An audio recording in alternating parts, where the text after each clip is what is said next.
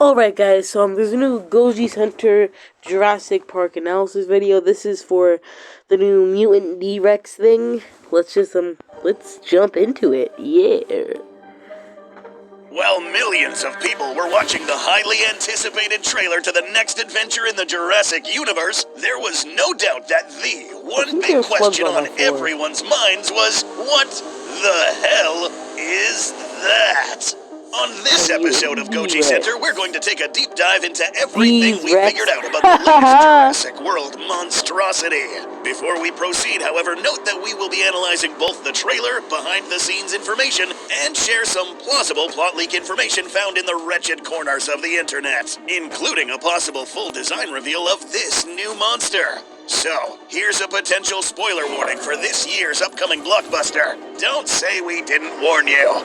In Jurassic World Rebirth, we follow both a wayward family and a hired mercenary group working for a pharma company, winding up on an unknown island with a grim present and an even darker history. Dinosaurs released into the world in the last couple of movies have settled into areas like this, and InGen was conducting some of their earliest experiments in the same location many decades ago. But nothing, from the pack-hunting Spinosaurus to the kaiju-sized Titanosaurs, was as as the modeling team has quickly put together a three-dimensional model of what we think the new mutant monster looks like. Standing possibly over 25 feet tall and no doubt having a weight in the tens of thousands of pounds, this nightmarish beast doesn't have a confirmed name yet. But as a tribute to a forgotten monstrosity from the 90s, we're also nicknaming this the D-Rex for now.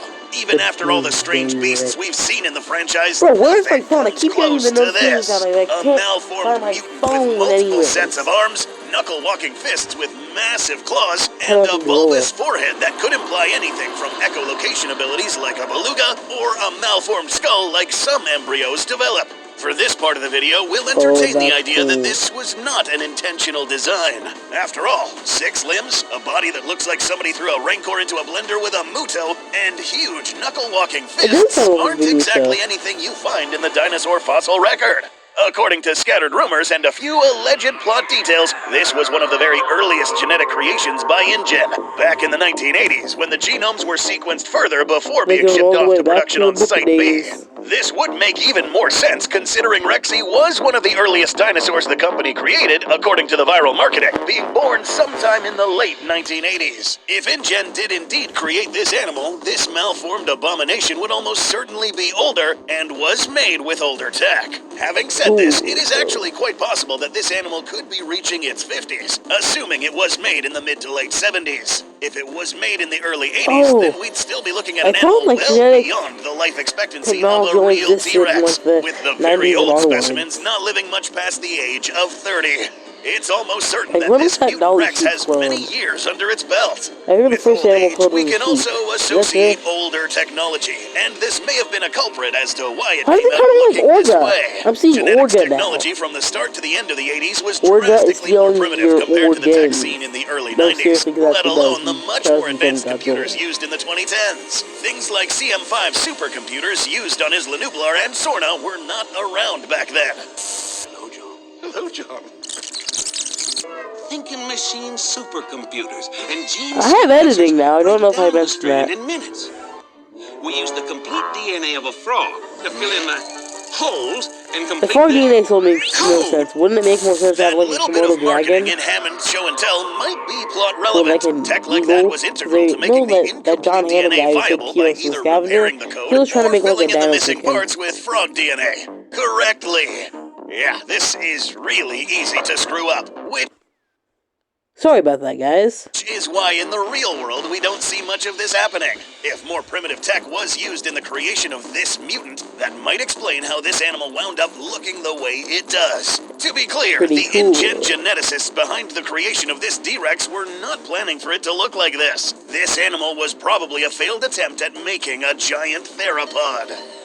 No amount of healthy hybridization splicing should ever cause multiple limbs to appear. Alright, so in the following segment, what if we're it going has, to like, learn a bit of genetics. So insect brace tight DNA? and pay close attention.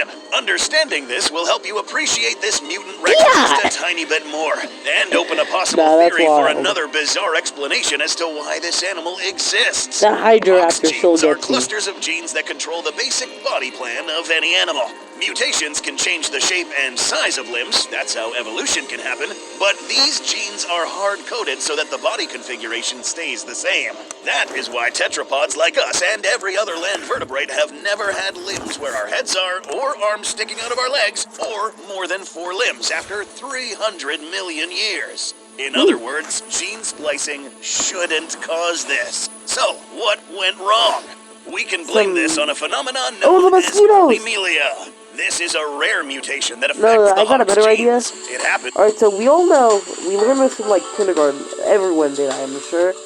All insects have 6 legs, including those mosquitoes that sucked the blood of those dinosaurs 60 million years ago, and all the Jurassic Park scientists, they're taking it out of that mosquito's stomach.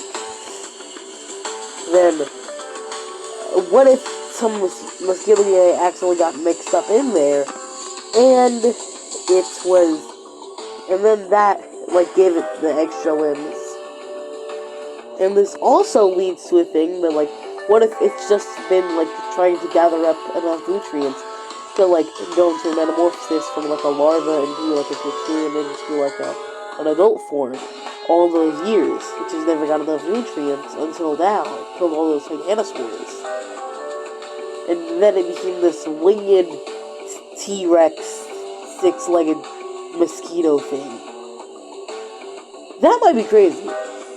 When there's a mistake in the DNA that causes the Hox genes to duplicate or change, leading to problems with the animal's body structure. In this case, the geneticists botched the DNA rebuilding process using subpar computers, or just weren't careful enough to fill these gaps. The result was a bastardized attempt at creating the franchise's iconic star. Let's take another, more closer look at the mutant Rex. Now note that this animal all over the internet has been referred to as a mutant, not a hybrid, not an amalgamation, but a mutant. This word has many other implications as well. Usually when an animal is mutated, there could be instances where any extra adjacent limbs or even heads are not placed in perfect symmetry. Examples of this include Stumpy the 4-legged duck, born with its normal set of legs, but with an extra 2 asymmetrical limbs. Octogoat, an animal born in a Croatian farm with duplicate sets of limbs, a total of 8, is another example of animals that went through mutations during their embryonic stage, yielding an extra set of limbs. Mutant Rex here could have been through a similar situation, with 2 extra large limbs congruent enough for it to be able to knuckle walk, but with 2 extra smaller limbs with 2 digits, which was present in the real-life T-Rex. But these elongated front limbs are something that are not present in T-Rex. So, what happened here? Remember, in the Jurassic Park film, it was mentioned that frog DNA was used to fill in the gaps in the genetic code of some of these animals. It is a plausible theory that the use of this animal could explain the T-Rex's unsettling appearance. Most frogs famously go through a metamorphosis, where the tadpole starts growing limbs as the tail shrinks as they mature. This is after they are born.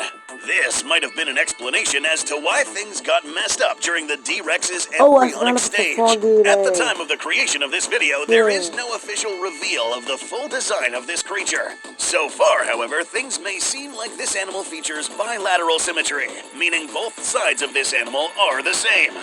This would actually be extremely rare in a mutated animal. So, having said this, there is still a chance that the limbs of this animal may be slightly asymmetrical, resulting in a creature experiencing ongoing discomfort and a painful existence. In the trailer, we see certain shots showing one of our heroes, Duncan, luring it away with a flare, further lining up with the possibility that this animal was indeed an early attempt at making a T-Rex, since both this and Rexy are attracted to flares. T-Rex features are visible in the face, a wide jaw somewhat resembling that of T-Rex mandibles. Even if these may not be working at optimal capacity, we could still expect a monstrous bite force that could snap a person in two. That is, if it could even reach them. Shout The out to build the of this real animal turtle. strangely resembles a mutal. If an animal like this, at this speculated height, were to bring its jaws close to the ground to eat a human, it would have to mimic this stance, spreading its front limbs to the side enough to bring its head low. This is inefficient Imagine in if it's terms just of combat, Rex. leading This us is to in believe that Richard, this by the way. mutation forces the animal to use its front This limbs is in as its main Richard. weapon. The predominant two-digit hands could serve as a potential striking or slashing weapon, only using its jaws at very close range and if needed. The only reason why this would be a good combatant would be because of its size and reach. Speaking of which, we need to figure out why this animal ended up being so big, despite its base genome being a T-Rex. Recall what we learned about Hox genes. Our theory is that because these were possibly corrupted during the embryonic stage, the affected Hox gene cluster might influence growth-related genes, not only adding additional limbs, but also the size of these limbs. Note that the height of T-Rex is largely due to its elongated limbs. During this animal's embryonic stage, it is the Hox genes that normally influence the number and length of these limbs, resulting in polymelia. The mass of the body, torso, and head is still similar in mass to a normal Jurassic Park T-Rex. It's the limbs that were affected. However, this does not end here. Hox mutations sometimes also lead to something called neotenic traits. This is where certain juvenile characteristics are retained in adult forms. This can explain why T-Rex retained a bulbous-looking head upon maturing and a strange natal form on its upper torso. The result of all the discussed mutations is this, a botched attempt at making a T-Rex, but functional enough to have survived for a very long time.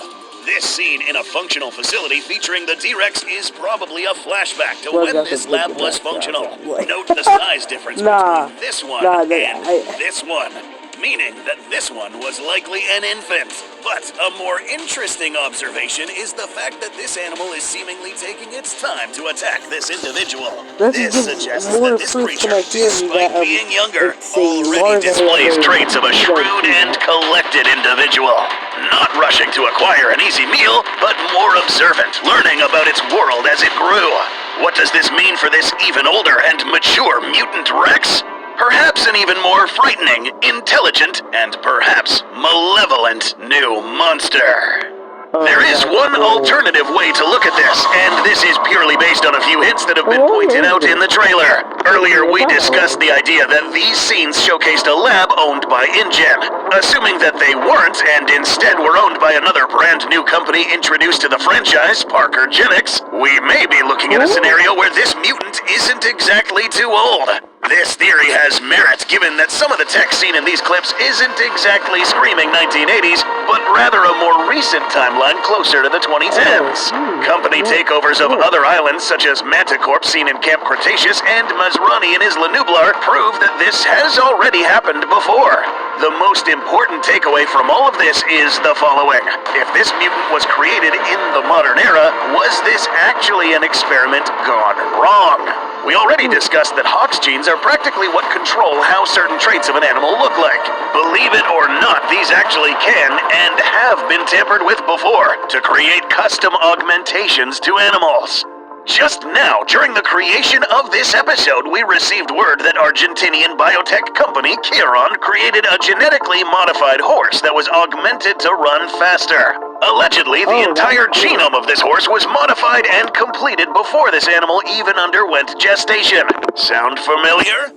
That's right. The gene that developed the appropriate muscles that allowed faster acceleration speed were tampered with precision, creating a horse that is a lot faster than the base genome of champion Polo Puerta, the horse that served as a base. These methods and technology have been researched for many years. So, back to the Jurassic universe, and using this logic, there is probably a chance that the same thing could have happened here. By targeting the appropriate genes and identifying them as the ones that mess with limbs, bone length, and even muscular augmentation, Parker Genix perhaps knew what they were doing the entire time. This process had to be done with modern tech, serving as further evidence that this animal was probably made by Parker Genix. This entire excuse to go back to an island and get a hold of 3 large animals could just be a cover-up to once again regain possession of a valuable genetically altered asset. One who laid waste to this lab long ago, but now sought after to be reclaimed by its own creators.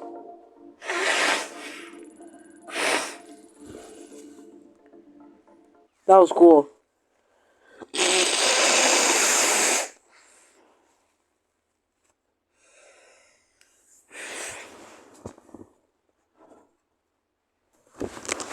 Alright, so I was going to watch a Dangerville one, but that could be saved for another day.